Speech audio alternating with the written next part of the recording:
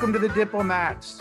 Another rare treat on the Diplomats where Umble and I got to play 2 games at eCarnage 2021 together. And as your Diplomats hosts, we're going to share our experiences on the same board in our first virtual tournament in the same games. We've done 1 game. This was the second in which Umble frustrated me for hours. And I'm sure that I did the same to him. But before we get into the details, we are sponsored, as always, by diplomacybriefing.com, which stabbed me in the heart a little bit because it had, in today's issue, a Champions Corner post from Katie Gray, who won the tournament over me, who was second.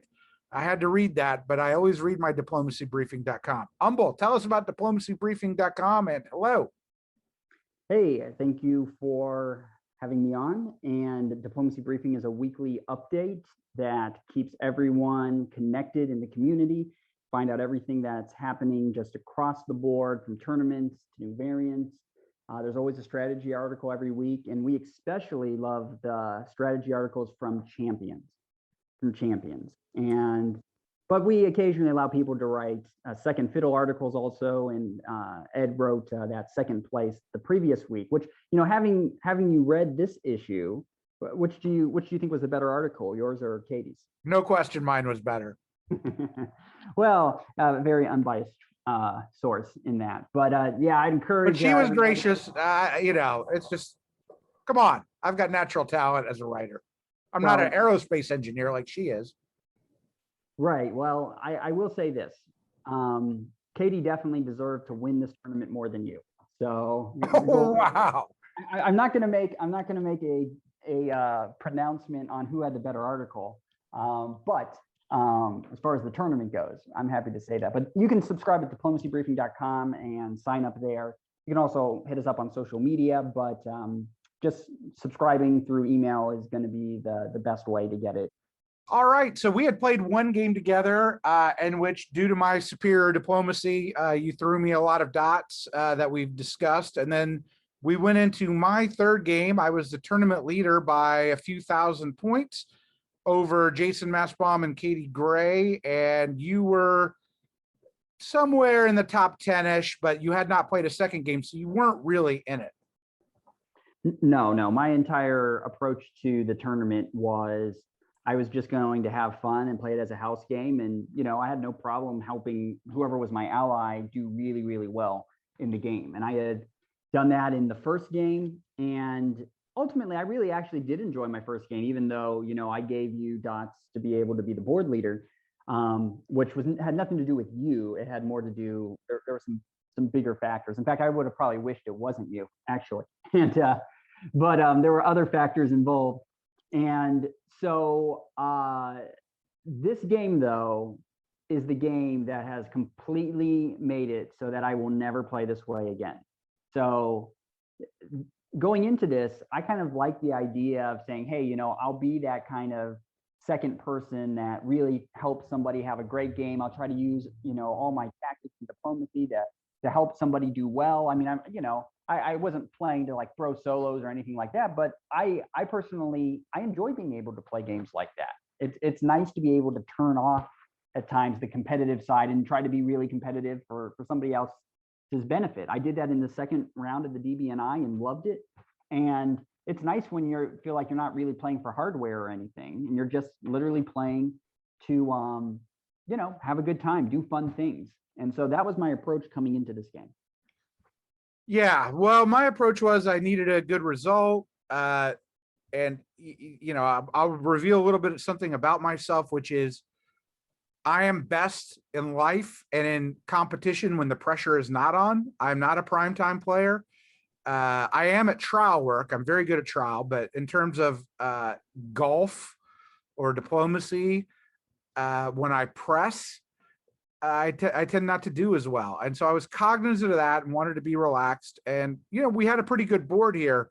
We had Ben Kelman, who I've played lots of times with. I had just brutally stabbed him a few hours earlier, so I was a little worried about that as Italy. I drew Austria. I play a very good Austria. I say that with all humility. I had a very good record as Austria. Maybe not as well as you play England, but I play Austria well. And we had Eber Kondrel as Turkey. Eber, I have basically done nothing other than lie and stab to him for about a year. So I wasn't too happy with that, but I'm anti-Turkey in general. And I'd use Russia. So I felt like, okay, I think we could reduce some tensions between the two of us in the East. And in the West, we had Sabi, who plays a lot of Speedbird, new Sabi through there. And of course, Andrei Gribikov is England, who's DBNI. You know him super well. You were in France and Germany in the final table. And Germany was a new player I did not know. How about you? Yeah, so I played one game with Eber in the, maybe it was Cascadia, but I was France and he was England, and I did an alliance with Germany, and we took him out pretty fast. But it was fine. There's interactions had always been fine. It was just how it kind of turned out. And I've conversed with Ben. I think I played on a board, but we were on opposite sides. And obviously know Andre really well, like Andre a lot. He's definitely one of my favorite players in diplomacy personally. I did not really know France or Germany at all, at least not on a personal level. So when I saw how the countries were allied, my first big thing was, okay, I've got to focus in the West, or 100%, Andre just is going to definitely win it. So I need to be sure that I focus in the West so that I have a hand on whatever happens. I mean, I wasn't against Andre having a good game. In fact, as the game goes along, I'm going to make a decision to really help him. But I definitely early on said, you know what, I want to focus on the West. I saw that you were Austria, so I thought, I didn't foresee that me and you were going to fight right away. And generally, I was pretty fine with whatever happened in the South would happen. I wasn't going to be real aggressive there. And early on in my negotiations, actually, I was talking to Ben, and Ben was talking about, hey, let's do a winter green, let's do this. And I said, look, I am perfectly fine with you cutting Ed out, but do not tell me. I said, I don't want to know. I don't need to know. I said, but go ahead. If you get the jump, we'll figure it out. And that's what I told him. And again, I wasn't plotting or anything. I just was trying to say, look, I'm trying to be real flexible in the South. And of course, me and you, we talked. I really felt, from our early negotiations that there was going to be an air alliance against Turkey. But I was also, talking a lot with Eber, telling Eber that, hey, if you want to do an RT, that's fine too. And so I was just planning to open pretty neutrally. And, me and you worked out a bounce there. And I'm sorry, not a bounce. We worked out a DMZ there in Glacia, and which was fine because I wanted to move north. And in fact, early in my negotiations, I dropped in with Germany and France to see if there was much of a commitment at all to go against Andre, because I wanted to try to feel out what was happening. And France was very non-committal and just wasn't sure which direction that they were going to go. And so because of that, I was going to open north, but I also told Andre I was going to open north. And I said, hey, let's be able to do some fun things. I said, I'm going to go already tell you I'm going to open north. You don't have to worry about it. And then, Germany was a little bit, he wasn't like super agreeable that, yes, I'm going to let you into Sweden. He was a little cagey, at least in the spring. And so that was kind of my initial thoughts there, my initial negotiations in the spring. Yeah, the biggest issue for me was Ben. I felt like we should do an air. Ben is someone I consider a friend of mine, but after during the middle of me eviscerating him in game 2, he pulled me aside and said, you used to be someone I could really trust. Like you were reliable. You were friend, and now it's just this stuff, and I don't really view you as someone that I can trust anymore. Yeah. And so I went into game 2 and I was like, Ben, I don't need to finish first, but I need to finish preferably second. So I'm gonna make it up to you. Austria and Italy have to work together. He goes, well, would you, lend Trieste to me? And I'm like, sure.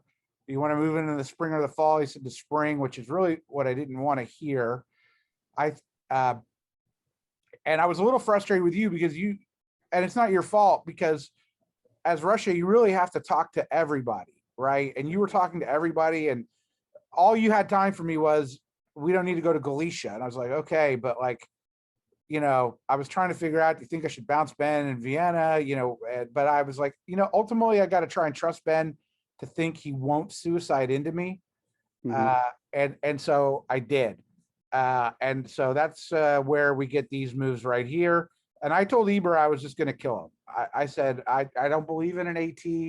I do as Turkey. I generally don't play one as Austria. And I'm going to stick with what I'm going to do. And he said, I respect that you told me that. So, here we go. I was okay with how 01 went. Well, you were okay with how spring 1901 went. Well, yeah, spring 1901. Let's move to the fall. Yeah, the fall went a little bad for your humble narrator here. Well, it wasn't great for me either, but that's because I misjudged Ben. You'd say, why in the world would you not bounce Turkey in the Black Sea? Well, the reason was because I already had support from you into Romania. Why did I not do it? Well, the reason was I was trying to build trust with Eber, and I didn't really, at the end of the day, for me, I wasn't trying anything to resolve quickly in the South either. And so I didn't have a complete handle on what was going to happen, but I felt like there was an air alliance going against Eber. And so I was like, what, if he gets into the Black Sea, that's not the worst thing, right? For but I tried to get you to go to the Black Sea. I was like, I'm going to give you support. You did. At the very end, you sent me to it, and I went to change it because you sent me a chat and you're like, he's going to the Black Sea. And so I went to change it and I was out of time. So I just missed it. But my thinking before, because I already knew it was, well, I don't really care, because which was kind of dumb. I admit it's kind of dumb. But a lot of this all comes down to just my mindset. Like, this is the first game that this tournament where I didn't end games with a headache, because I wasn't like in super concentration mode. And yeah, in a normal game, there's a whole bunch of things here that I would have done different in those first 2 years. But I honestly was playing this like, hey, let's have fun, let's do some fun things. And I thought him getting into the Black Sea, if he did lie to me, that just gave me more reason then to go all in with you guys to take him out. And that was my thought process. So I didn't really care. Now, again, I had told Ben, if you're going to stab Ed, don't tell me. And I thought that was going to probably more happen in like 1903, 1904. But he went all in 1901. And by the way, I should say, like, looking over not your past games, but just this game, it was probably the right decision that he made. He made some wrong decisions later.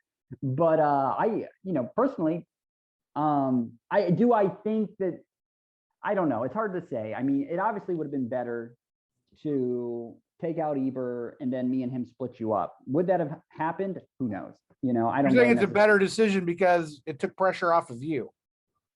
Well, no. I say it's a better decision because attacking you this quickly and Eber getting position on me like this. Like, if I knew that he was going to attack you this early and I was good with it, I would have never let Turkey get position, right?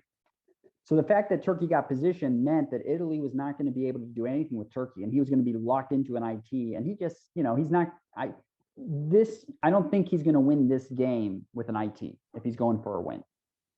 So I don't think his stab on you, I think in relation to you, probably a good thing, but in relation to Turkey getting the position he got, not a good thing. Yeah. So, well, anyways, here I am with no builds. I can't remember the last time I had no builds.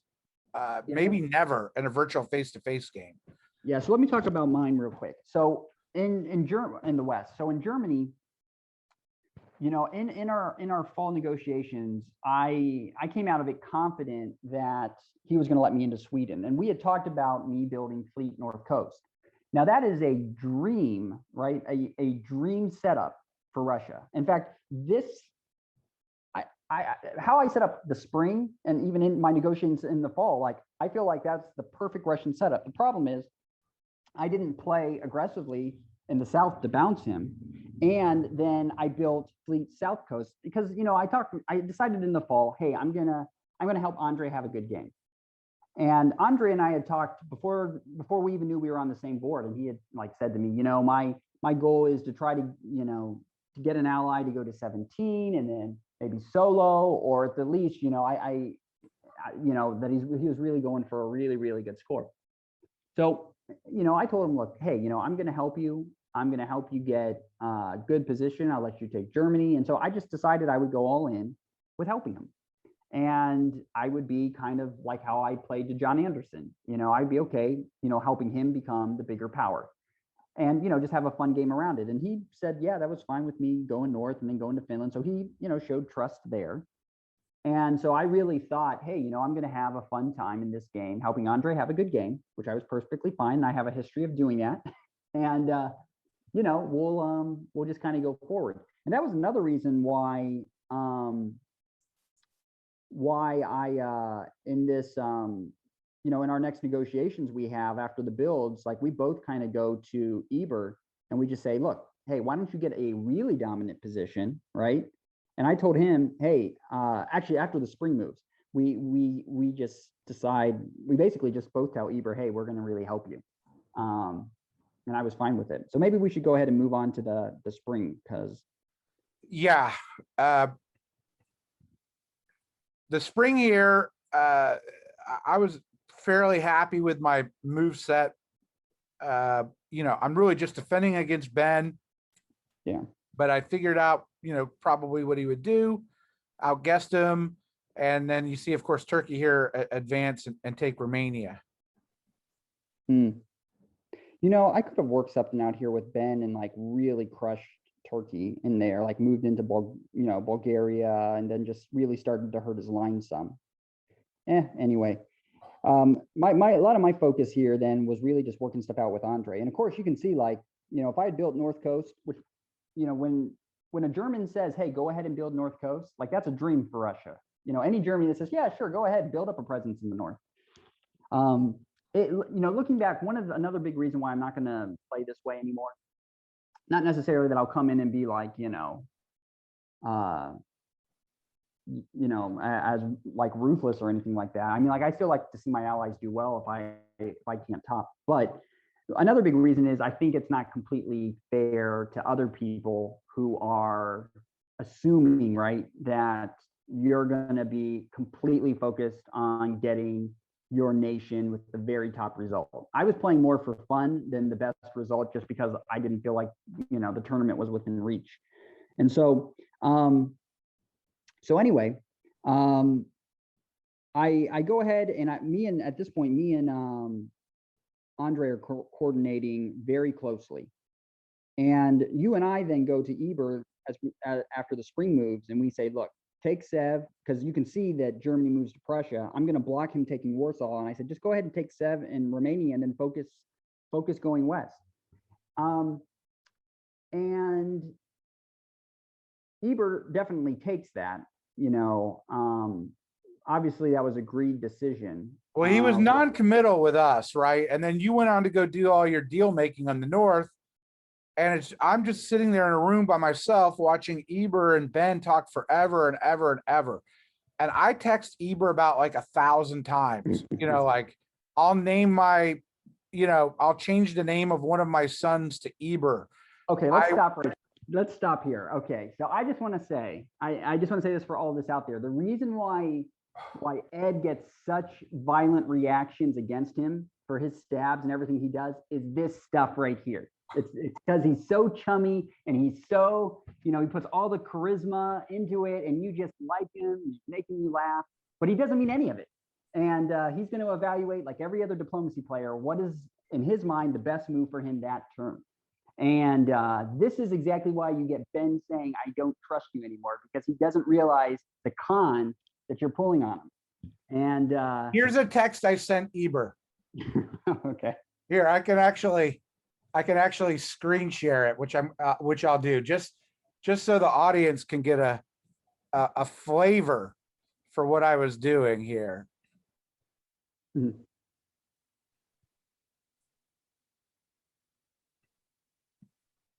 I'm trying to mix the sweet with everything. Yeah.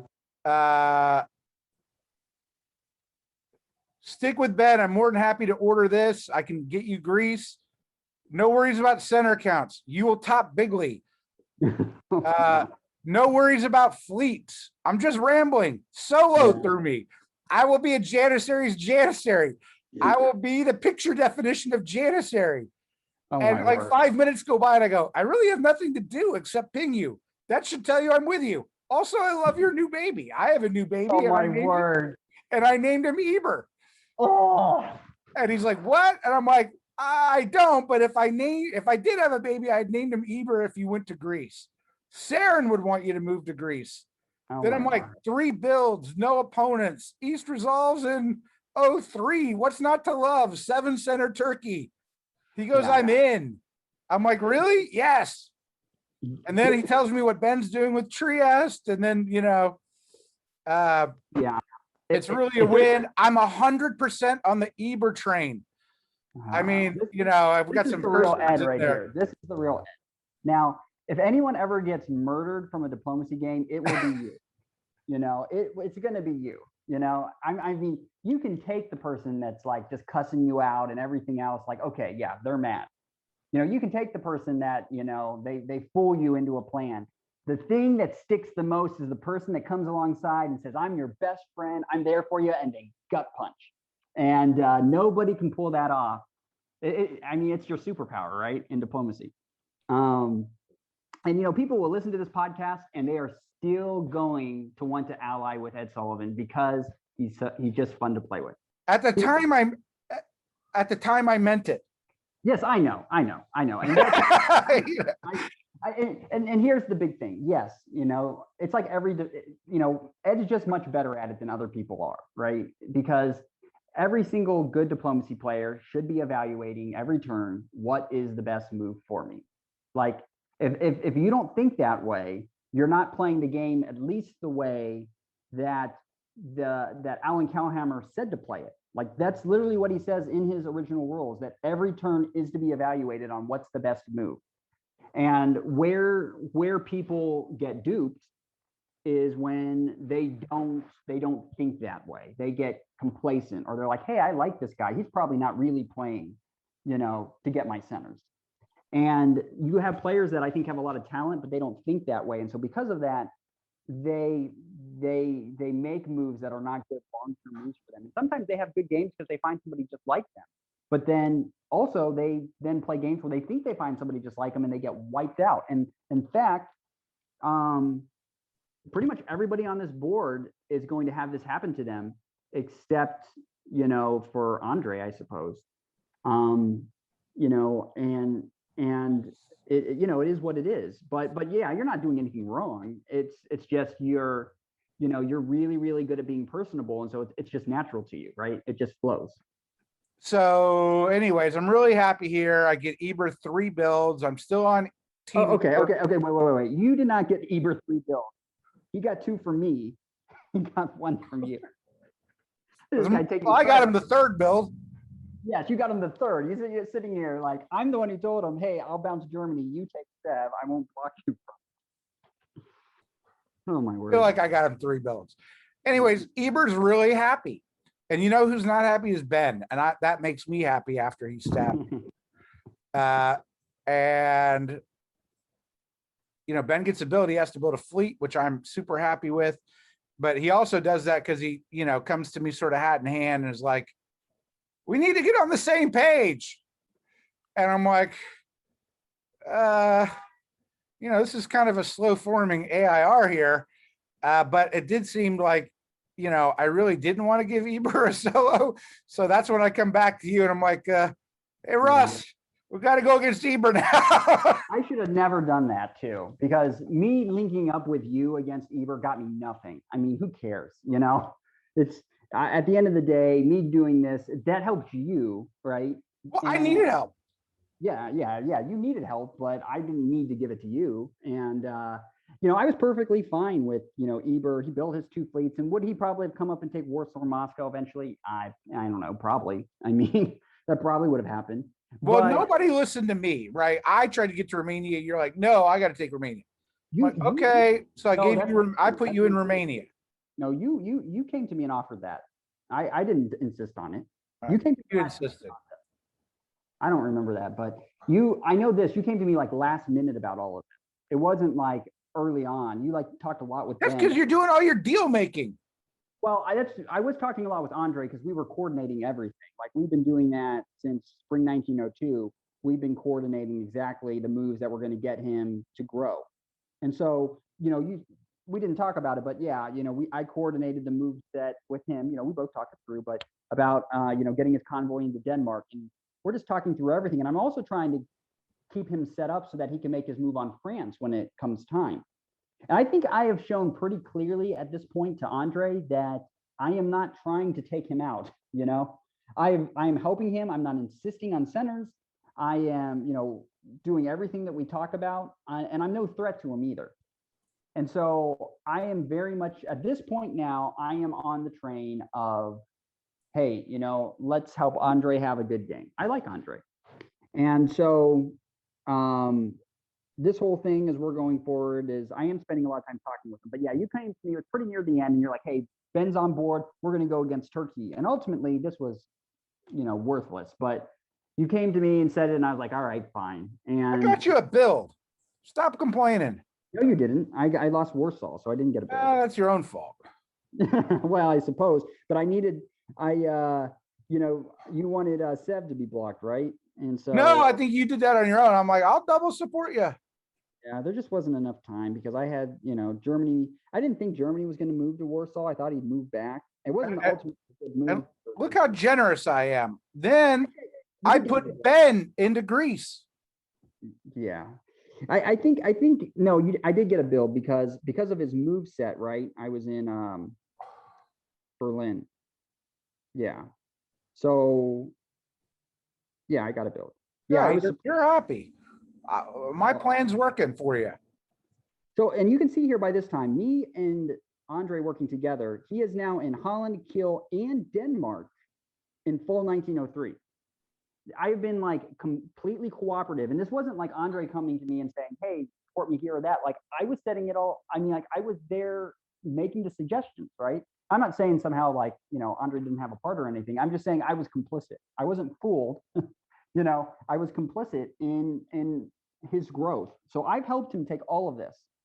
Okay, that's true. But on the other hand, he's, Sabi's got Andre and Sabi have a choice, right? Which is it go against his ally in F or his ally in R? Correct. Yeah. So he's got a choice. Now, so a few things, let's go ahead, I guess, unless you have more to talk about this turn. Because this is kind of like my big, this next one's kind of my big one. So I'm telling him, look, now you've got your chance to make your play against France. I have,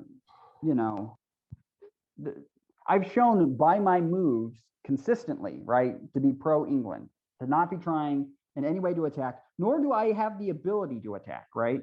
There's no real ability here. And at the end of the day, I've based all of my decisions on basically that I like Andre. And at this moment, it basically felt like he was just curb stomping me. Like I did everything I could. He could have taken these centers at any time. I couldn't hold them. I'm sitting on 4. And so now he has the moment to shift his forces south. He can go Norwegian to North Atlantic. He can support, right, his army. All right, but he could also shift them against you. But the big question then becomes what's next? Those centers are always there. He can always grab St. Petersburg in Sweden. He can always grab those other ones. And this is a moment where he can really concentrate. And me and him are talking this through. It's not like I'm just off talking with you guys. I'm saying, like, here's the moves that then you can make. And I said, go ahead and get this. I said, this is your chance to take out France. And here's what I was really selling him on. I was saying, you and Italy together can take France out.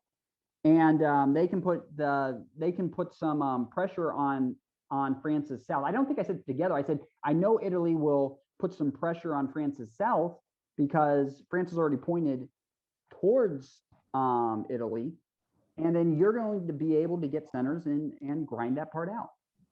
And so after basically helping and setting up his position, when my other option and honestly, my better option would have been just to go with Germany, basically getting curb stomped. And I was, especially with the days after this, now it's been, 2 weeks basically, but especially with the days after that, like that really, really did not sit well with me, because it wasn't like Andre was coming into this game not seeing that I had played this. He had been in the game that I had helped John do this. That when I wasn't playing to win, I was more than happy when I, to help my ally do really well. I had shown this move after move.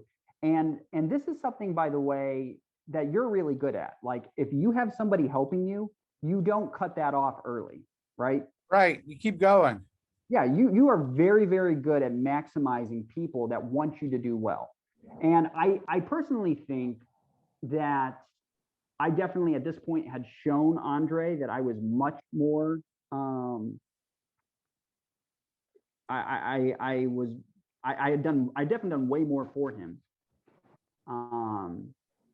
than anybody else on the board at this point. And I think I had the history to do it too. And so it did. It just basically felt like after somebody has helped you, you just curb stomp them for no reason. I went into this game saying, hey, I want to have fun with somebody and help someone do well. And here's the thing. While it's really fun to do that, the reason why I'm shifting how I think going forward is because it feels even worse to help somebody do well, to put all your energy into a side of the board to help them do well, and then basically in my mind, dot me.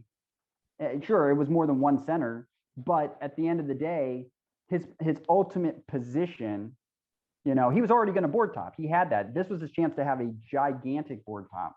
And it basically felt like the goodwill that I had shown, I couldn't even get a good game out of it. And so while it feels good to have that, it feels even worse to be treated that way.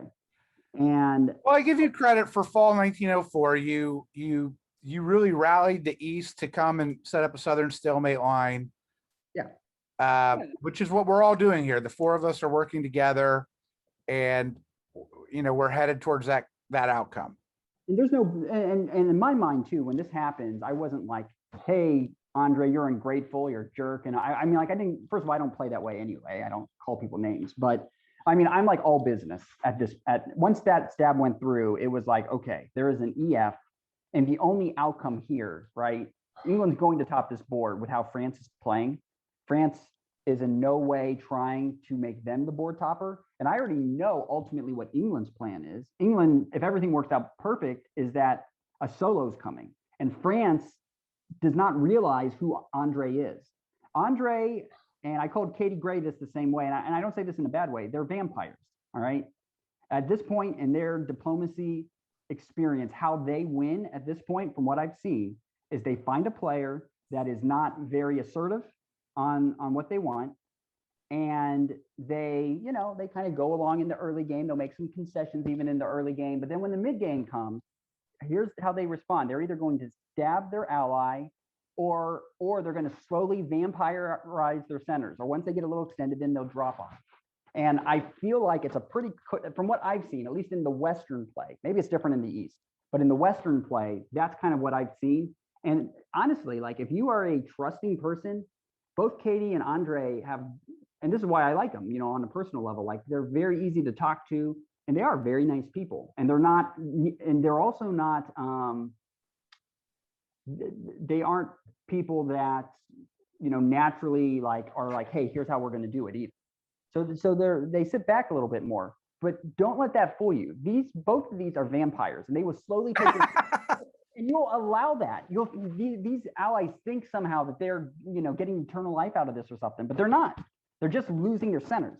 And so France, or, Germany with Katie, like, they willingly give this up, and they're thinking, oh, it's because of this, or this. They're such a nice person. No, they're taking your centers. And that's the thing, I guess, like, I have to just give a lot of admiration, because I'm a very much a plan-oriented person, and that's how I think. Okay, what is the plan that's going to actually grow me? And if you are somebody that is not giving me a plan and it's just to sit there, then you're not really my ally. You may be the nicest person. You may promise to name your kid after me, all right? But if you don't have a plan going forward, how we can work together, and it doesn't make sense, or you're the one that's benefiting off it, well, then I'm going to look for another ally. And there's people that have this look into my eyes vampire effect to players, that just because they're not assertive, they will just go along and slowly lose their centers to them. Well, I really appreciated Eber here, because I make the statement to the East that I really need 4 centers, because I'm trying to keep up with Katie. But I also basically lied and said, that's all the centers I want. Yeah, yeah, you were also very much pushing the draw. So I was telling everybody, look, none of us here are going to board top. This, Andre has this board top already. I go, nothing's really going to change. Why play this game for hours and hours? We can lock this line up right now. And I even, I don't know if everybody quite saw it. So like I even sent, the actual like graph, how to do it, like You where did. to put everything. And But I really didn't want to draw, obviously, at 4. But more importantly, from my perspective, I needed to keep Ben on side, right? He was worried I would dot him in Greece, I would dot him in Trieste, and I needed him to commit his forces to France. Yeah. Yeah. So I guess we can go ahead and flip through things. So, here we are setting up the line. Yeah, everything's there. It's all there. It's all moving. And, we do everything as agreed. Yeah, so I'm And this was agreed. Me moving into Romania was agreed as a pass through to Galicia. Yeah, that was the last place we needed to have the line locked down.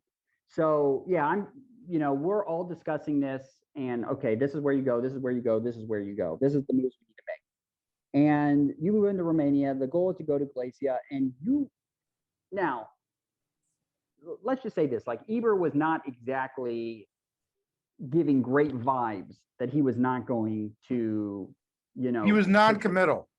No, he wasn't. So, he's basically almost like sitting back, like, convinced me. And generally speaking, it's usually a good guess if someone's not going to make that commitment that they're probably not going to. That being said, there are plenty of players that I would say generally are kind of Eber's disposition that, Eber, I don't think he naturally, I don't think he naturally likes to stab, right? At least in like these virtual types of settings. And I think he's also somewhat uncomfortable doing it at this point in his diplomacy. And it's never fun, of course, but I mean, it's a competitive game. And so I think, he was probably having a hard time deciding on what he'd do, or maybe he was planning to stab a year later. I don't know. But so I wanted to know what he was going to do, because I thought, if he's going to stab, the line isn't set. Look at this Discord chat between me and him while we're all in the room together. You stabbing? A picture? You stabbing? Don't know yet. If you do, maybe we can coordinate it. And he goes, shut up. And I go, I'm just trying to hang on for obvious reasons. So that's why I would draw. Are you doing it? I don't care either way, but I want to hang on. Haven't decided. Time, bro. There was like 1 minute left. He goes, my current orders. And I'm like, okay. Are those your future orders? Current. Okay. So look, I obviously didn't believe anything you said after you make your move against Italy. So I didn't believe it at all. At that point, I was done with the game, because, you were making very impassioned public pleas for the alliance to stalemate, like with all of us there in the room. And, I mean, you were going all in. Like I was setting stuff up. I mean, and I did try to like push on reasons to do this because, my kids actually had been gone, for the last 2 to 3 days, and they had just gotten back. So I did want this game to end, and I didn't foresee it changing. And the game you were, by the way, were playing was very dangerous too. So you go ahead and let's go ahead and move to the fall with what you do. Right. Well, I mean, the setup was, I really thought Eber was going to stab and he just didn't want to tell me. Oh, whatever. I don't believe that. Did you just not look at those 20 messages between the two of us? I can prove it. He showed you exactly what he had ordered with a minute to go. And I go, are those your future orders? And he goes, just current. So me and Ed just had a conversation that people do what they want to do and then they just feed themselves for their reasoning. And somewhere down there in your subconscious, I don't believe this for a minute. It was, I'm going to try to grab as much as I can. I would like to point out that I vacated Romania. Oh, whatever. I think I vacated Romania. No. What you were hoping would happen would be that you were doing, you knew you were going to get a center no matter what. And so whether you bounced them or not, you were getting a center. So don't act at all like it was, this big gracious thing. You were going to grow no matter what. You just would then have a reason to say to me, oh, I would try to. Like you thought that maybe Eber would go for Bulgaria. You're so paranoid. I left because I was like, I'm not going to take a center from Russ. Yeah. Well, I did well, that for you, but you didn't take it very well. no, I didn't take it because if you were doing anything really for me, this game would have ended. We would have stalemated. It was done. We had worked everything for it, and you hadn't just deceived Eber, you deceived me. You didn't say to me, "Hey, I'd like to grab a few more centers. Maybe we can work this out." Now you did everybody on our side, and Well, at I this just point, didn't feel like you were rational at that point. You're just like, we got a stalemate line. We got a stalemate line. And I didn't feel like I could talk to you. I needed to take a shot at the tournament victory. You can understand that. I do. So here's the thing. When this happened, I was definitely, when the game directly ended, I was definitely more frustrated with what you did here than what Andre did. But as, you know, over the next day or two, as, you know, continued to kind of stick on my mind, I definitely am more like, I get what you're doing. And it almost worked out for you. But I should say, it was still a long shot because the most likely conclusion to you doing this was going to be Turkey taking all your dots. The only reason it didn't happen was because I think Eber was done with the game and he didn't want to try to stab anybody really anymore. And I think almost if you would have taken the top 20 DBNI players, you would have been gone after this. I mean, Turkey, I mean, they would have probably stabbed you no matter what. For that was the real person to stab that was maybe a better long-term play is as Turkey. For you, I mean, Turkey should have just tried to cut a deal with E and F and just said, okay, let's split everybody. But Eber didn't want to do it. So I take these two centers, and now, like, I had sort of taken them up, you know, out of my tournament hopes, but also based on the representations of Andre and Sabi that I would be the survivor in the West, and I would have more than Turkey, and I would finish third. And I'm like, that wasn't going to happen, though. You weren't going to be able to. I didn't think it would happen. A long shot is the best way to put it. Yeah. But as we move forward, right, like, we don't have that much more really of importance in the game. Yeah. Sabi was not down with that plan. Yeah. Yeah. At this point, I'm not even talking with Ed. Like, I'm not going to help Ed on anything at this point. My real only discussions are with Andre and with Turkey. Actually, I'm telling Andre, look, go ahead and solo this board for all I care. That's what I'm telling him. And I actually, like, me and Eber were talking right at the end, and I would have given him Moscow, but we ran out of time. And so because of that, I would have tried to give him both, set stuff up so he could get both Moscow and Warsaw. But I just ran out of time there at the end. But yeah, I was at this point, I was not on the Ed train at all. Yeah, no. And I actually am not used to dealing with someone like Sabi, who I've known casually, but not really that well. Any of my suggestions to, Sabi's improving her position against me. And as you can see now, Sabi's in Tyrolia. And I'm like, oh my God, and I'm really getting frustrated. I'm getting frustrated with Andre too. I'm like, you basically said, this is what's going to happen. And look at what Sabi's doing to me. Like, I'm in massively bad shape here, like, massively bad shape. Yeah, if you look at my spot here, like, I move Moscow into Warsaw, Warsaw into Moscow. I'm trying to set up to get out of this game. It's like, this is no longer fun. I've tried to help people. I've tried to stop people. This game is not fun. And so this was take me out as fast as I can. Because I remember you even, like, sent me some kind of chat in either the spring or the fall, and you're like, what are you doing? And I'm like, I think, I don't know what I responded, but it was like, I'm done with this game, Yeah, I just viewed you as a non-entity at that point, right? Like, okay. Give up my centers. I am done with this. And Russ is gone. And so then Andre comes to me, like, right now. By the way, I've not even looked at what happened after this year. So I don't know at all, like, how the rest of the game worked, but I told Andre, just go in solo. I said, work with Sabi and go all the way across and then stab for the solo. And I was talking to different points. Hey, make a move here, make a move there, figure things out. And so if this is the direction you're going, make it work. And I mean, obviously didn't solo. So I think this is even more of a reason why him taking some dots from me was stupid. But anyway, okay, you go ahead on your part now with Andre. So here I am. And, I'd like to have a couple more centers, but I'm worried about Sabi. And Andre comes and talks to me, and he goes, I promised you, Ed, that you would be third. And I want to keep my promise to you.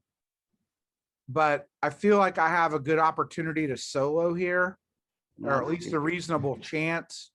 Yeah. And do I have your permission to try for a solo? And I said, Come on, Andre. and Of I course was you like, said yes. yeah, buddy, go for it. Right? Yeah. Stab You your know, ally. like go for the solo. Oh my word. I support you, 1,000%. And Andre, come on, man. because I'm thinking this is just my way to snag Italian centers. Right. Uh, and that I still think that, the line can get set up. I mean, he's so far committed east that I'm like, I'm not seeing the solo, but I don't care if Andre gets 17, if I could get to, 9. Yeah. And so I was like, oh, okay. Yeah. Why would you say? I don't know. This is just a matter of, people, right? Everybody learns like things that you don't say, and definitely your response was the right thing. Sure, yeah, go ahead and solo. So that's what I tell Andre. And the only way he was soloing was if he kept playing that alliance and you guys made inroads, and then he stabbed forward. I told him what to do. I said, you need to take Warsaw and Moscow and get your position and solid. And maybe if you can, take a little bit more in the south, but you definitely got to get Warsaw and Moscow and then swing south and get your, you need 5 more, right? After that? Yeah. So I think there's an error here shifting the armies, but I mean, not pressing on Moscow. And, it allowed me, right? Because when Andre did that, I went back in to talk to Sabi and Eber because they're friendly from Speedboat. And Sabi's like, well, what's going to happen? And I said, well, I don't know for sure, but I'm not confident it's going to be great for you. He should have moved here, right? He should have moved here, like North Sea to English Channel. I mean, he's got his fleets in kind of the wrong position right now. Right. But he should have done North English Channel in the spring. He needed to keep a fleet back, which I had mentioned to him. He's already a year moved his fleets too far in.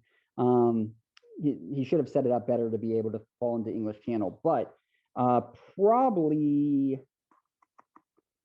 yeah, I would say that the big problem is he has 3 fleets way up, and he should have kept one in Denmark at least, or Norway.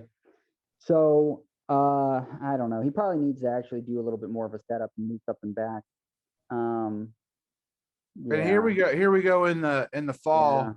No. So Sabi's kind of onto it, and I'm sort of coordinating to help, set up the line, but getting myself into position here to try and see if I can grab any more centers. Yeah. No. You move there into English Channel with a setup in the spring. You go Norwegian to north, and then you make Sabi have to cover Brest, and you take Belgium. There's several different kind of issues with how the setup's done, because again, the fleets are just too far to make that happen. So that's why you've got to keep playing with France, right? You've got to keep, just slowly getting things in position, getting your armies in position. There's just no way to solo this board with where those units are set. It's just not going to happen. And the only possibility I saw was for him to play it more towards a 17-17 and then make the move. So now he may not have got it anyway, but I think that was the only real way. He had a chance to really focus on the South if he hadn't have stabbed his loyal friend. But anyway, it is what it is. So now you see things are sort of opening up. I take Warsaw. Right. Eber's got an into Tunis. Sabi's getting the fleets in position. It's going to be a pass through there for Eber. But like, this is all sort of good news for me. I'm happy with this. And then we go into the fall, and I tell Andre to bounce me in Silesia so I can keep my units right there, or where I need it. And I basically tell Sabi, we've got to eliminate Italy, right? We got to get rid of Ben. And Sabi does that. And so, here we are going into. So what's your negotiations with France about England during this time? I'm telling France and Turkey, it's the 3 of us in a room just trying to help Sabi set up, and try and push back against England. But Right. there's not much more to do if you look at the position. Yeah, well, there's no solo at this point. There's no actual solo unless to be throws, right? And even then, I don't think that Andre's going to get to 17. There'd have to be some real missteps that you guys make. So the solo is not really there. It is really honestly game. The question just has to become, does somebody throw centers to each other to not let Andre be the one that gets it? Right. So, I push up against the line, but I'm really sort of, thinking I'm not going to be able to take Munich. Wait, I'm really trying Why to. didn't he support Liverpool in the North Atlantic? What's he thinking? Well, he didn't share his thoughts with me. Well, yeah, well, that doesn't make any sense tactically. Like, what does that accomplish? That must have just been a mistake. Well, yeah. I mean, I don't think I think if you talk to Andre, he's not comfortable being in this position. No, that's for sure. That's not his game at this point. And so, like, kind of at this point, vampires don't like to be alone. They like to be behind somebody. Wow. And so they don't like when the mob is against you, coming with stakes and being able to fend that off from their, yeah, that's not Andre's game at this point, I'm all about trying to blow up, and now he makes the move. There he goes. Yeah. He makes the support. And then if he would have kept me along, I could have been helping him with that, but he didn't. That was the last chance to get me to help someone. So I'm going to keep. I know, as you can tell, there's a lot of. I've got a lot of disappointment in my voice for this game. I should have just come in like a flamethrower and taken some people out. Yeah. So I mean, here the only thing that I sort of did was lie to Andre about how Brest was going to be defended, or what they were going to do with the units to peg him down one, because I was looking at his score and that would definitely get him below me, and he would have been in at the time. So you're checking the main score too at this point with where Katie's at. Correct. I'm looking at it, and at this point, I am the tournament leader, and I'm the tournament leader by about 4 centers. Katie has to continue to do really well at the time. So I thought I'm in the mix. I can't take Munich. If I go ahead and move on Sabi, then I'm going to probably enable an English solo. Eber didn't want to, push any further, and basically was like, if either one of you moves on the other, I'm going to support the opposing party. So I feel like I'm stuck, but I'm tournament lead. So now I take the draw, and sort of had to see how it worked out in Katie's game. And, they were having make Ed cry votes, and there were enough people who wanted Katie to win, which is how these things go. I'm not bitter about it. And she played a great game, Katie, and could have soloed that game. And but as soon as she had secured victory, she won. That must be tough for you. I would imagine one of the worst ways to lose would be other boards wanting you to lose for an Ed Sullivan loss.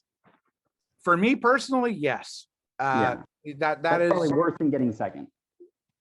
Yeah, no, I mean, you have to swallow your pride when you hear stuff like that, right?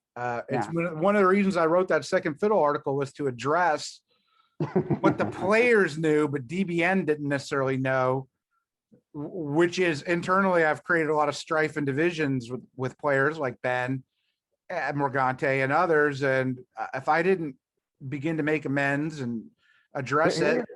Here's a question that I think is important. Is Ed Sullivan the new Morgante? Well, I think Morgante would like to think that.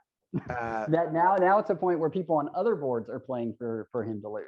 I think I've got a lot of suspicion about me. I'll tell you that. And I'm determined to prove myself as the Care Bear that I truly am in the upcoming games, and we'll see how that goes. So let's just say, like, you came into a whole. I think the only way this is going to work for you is if you come in under a new name with a new voice, because I don't think that you're going to be able to really turn off the competitiveness. And I think you're at a point now, you're so far gone that the only way that this is going to work is if new blood, or you get some kind of face change or learn how to throw your voice or something. I don't think there's any going back, Ed. The real Ed has been revealed. No. Look, I'd like to win tournaments. In my head, I'll sacrifice a lot of reputation to get a DBNI invitation. This was not a DBNI invitational event. I didn't find that out until the third round, but which was, I knew that going in. I knew that going in. That was well, you're smarter than I am. But we play a different. I am not smarter than you. We just have, there's different skill sets we bring to a diplomacy sport. Yeah, and so look, I'm going to prove myself to the diplomacy community, and they can see if I'll go back to my old ways, or if I will continue along this path of deception and lies that's been very successful for me. Yeah. So he says he's willing to sacrifice reputation for wins. There's another way of saying this. He's willing to sacrifice your feelings and well-being and mental health for his wins. That's the correct way to say it. So I'm gonna give my little pitch here, just so you know. When it comes to me, I am not going to hurt your feelings. I will give you a good plan. It's up to you whether you accept it, but I'm not going to promise you naming my kids or anything like that. So you don't have to have any bad feelings. You should hate Ed. So you can hate me, but look, I think that Russ, like, your logic and your plans are better, but you come across a little pushy. That's true. I agree. That's something I got to work on, because I agree with you completely. That's an area that I need to work on. And it's not so much like, I know from my side, it's more of like, you're really trying to be persuasive, but yeah, that's something that I have to learn from you. And I think, I'm having a lot of fun with Ed's expense here, because I think Ed's a great player. He's got, honestly, has better success if you're looking at, like, a tournament win than I do. And so I think you're obviously a fabulous player, and you're fun to play with. It's really just kind of having fun right now at your expense. No one's going to give you more one-liners during a diplomacy game that will make you chuckle than me. That's true. And no one is going to be able to, oh, you know what somebody told me? Somebody told me they were like, I like you because you keep Ed humble. That's what they said. You do. We need you around so you can keep Ed humble. So no one will be there to kind of push back on the Ed Sullivan one-liners about himself than me. As I like to feel like I've endured more Ed Sullivan disappointments, I would say, than anybody, at least on the high stage. That's true. No one can eclipse what we've actually done in diplomacy in terms of disappointment. Yes, yeah. That all goes. A lot of my jokes right now are all coming out from the season 2 finals, which I don't think we'll ever heal from. And not that we're mad at each other or anything like that. There's no coming back. It comes up in almost every game I play with one of those finalists. Yes. It was a game for the ages that I'm glad I played, and a lot of relationships were formed, but I retired you from extended press diplomacy. Well, I wouldn't. I mean, there's I suppose some truth to that, but it was more of the time factor than necessarily like a disappointment. It really wasn't that. It was just really the time factor. But I will say there has never been a move that I was as in disbelief and annoyed about than what you did in that final. You kept staring at Moscow. Well, when it went through, I literally, I never in a million years would have thought that you would have moved, and you didn't really move against me. You helped someone else move against me. And I just could not believe it. It was one turn later. Now, you hadn't promised to name any of your kids, but I mean, you made a lot of other promises. And I was like, how can he do this? And it doesn't help him. And I'm the only one who's helped him this game. How can he do this? And of course, I know, the psychological, reasonings behind that now, but anyway, yeah, it's so I know Ed Sullivan. I would say I feel like I know him diplomatically better than most people, but just because we played it on much higher stakes games. You know the And old me. I know the real you, and everybody else now knows the real you. And but you've only continued to get better and better, and you're only going to continue to get, of course, better because like your strength in diplomacy is something that I think can't be taught. You know, your ability, your persona is not something that you can just teach people to do. So yeah, I mean, anyway, I don't think any of this is going to really ultimately matter just because you are good. But I think some of this is going to be, you're going to become more and more of a chaos agent on the board, like this game shows. Yeah. Well, it's all about giving people a good plan. That's what you said. So I'm trying to give people a good plan. Yeah. Well, you're definitely my favorite, I wouldn't say one of them, you're my favorite player in diplomacy, but playing with you has definitely brought me some of the greatest frustrations. And this game was one of them. Well, I'm happy to do that for you, Umble. Okay, I think we should wrap it up. Enough of nostalgia about, a game that's an anomaly in my play style. But in any event, thanks so much. And thanks to diplomacybriefing.com for sponsoring us. And thanks to the competitors here. This was a very frustrating game for me. But it was in many ways my best game of diplomacy ever to make it where I did. So thanks so much, and good night, Umble. Good night.